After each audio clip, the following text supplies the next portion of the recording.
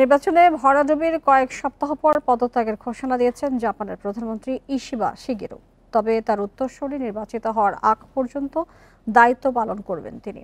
রোববার এক সংবাদ সম্মেলনে এই সিদ্ধান্তের কথা জানান ইশিবা। তার দল লিবারেল ডেমোক্রেটিক পার্টির নেতাদের মধ্যে তাকে নিয়ে অসন্তোষ সৃষ্টি হয় প্রধানমন্ত্রীর পদ থেকে সরে দাঁড়ানোর সিদ্ধান্ত নিলেন ইশিবা। এলডিপির বিশেষ নেতৃত্ব বাছাইয়ে কোনো নির্বাচন করা হবে কিনা সেই বিষয়ে সোমবার ভোটাভুটি করবেন দলটির সংসদ সদস্যরা। গত বছরের অক্টোবরে জাপানের প্রধানমন্ত্রীর দায়িত্ব নেন ইশিবা। তার শাসনামলে জীবনযাত্রায় ব্যয় বৃদ্ধি পাওয়ায় ভোটারদের মধ্যে তাকে নিয়ে ক্ষোভ দেখা দেয়। এই অবস্থায় সংসদের দুই কক্ষেই সংখ্যাগরিষ্ঠতা হারায় তার নেতৃত্বাধীন জোট। এরপর থেকেই তার দলের নেতাদের সমালোচনার মুখে পড়েন তিনি।